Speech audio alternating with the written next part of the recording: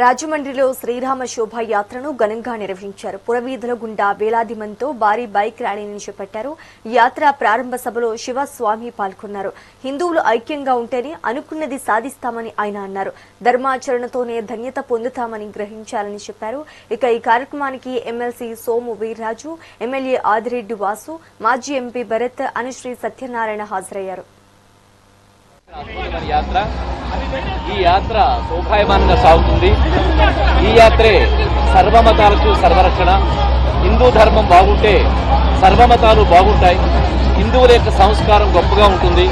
అన్ని మతాలని గౌరవించాలి. క్రైస్తవుల్ని, ముస్లింస్ని హిందువులు గౌరవిస్తారు.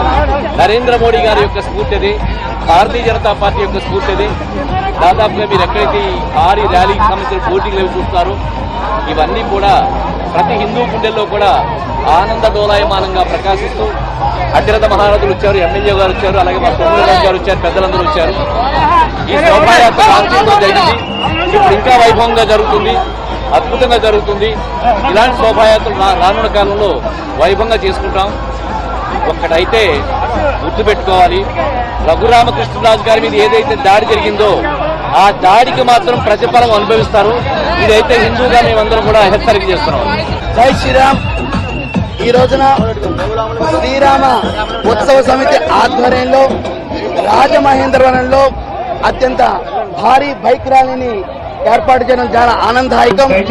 హిందువుల సంఘటిత శక్తి ప్రదర్శన కోసం అందరూ కూడా కలిసిమెలిసి కులాలకి, వర్ణాలకి, వర్గాలకి అతీతంగా అందరూ కూడా హిందువులం, ధర్మ బంధువులం అనే నినాదంతో ఈ రోజున రాజమహేంద్రవరం పురవీధులన్నీ కూడా కాషాయమయం చేస్తూ జై శ్రీరామ నినాదాలతో ఇవాళ ఆంధ్ర రాష్ట్రంలో జరుగుతున్న అన్ని బైక్ ర్యాలీ ఒకటైతే రాజమహేంద్రవరంలో మన కార్యకర్త మిత్రులు ఏర్పరుస్తున్నాయి. ఈ బైక్ ర్యాలీ అఖండంగా విజయాన్ని సాధిస్తుందని ఈ వేలాది జనసమూహం సాక్షిగా రెపరెపలాడుతూ హిందువులం ధర్మబంధు నినాదంతో ముందుకు సాగుతున్నాం. జై శ్రీరామ్.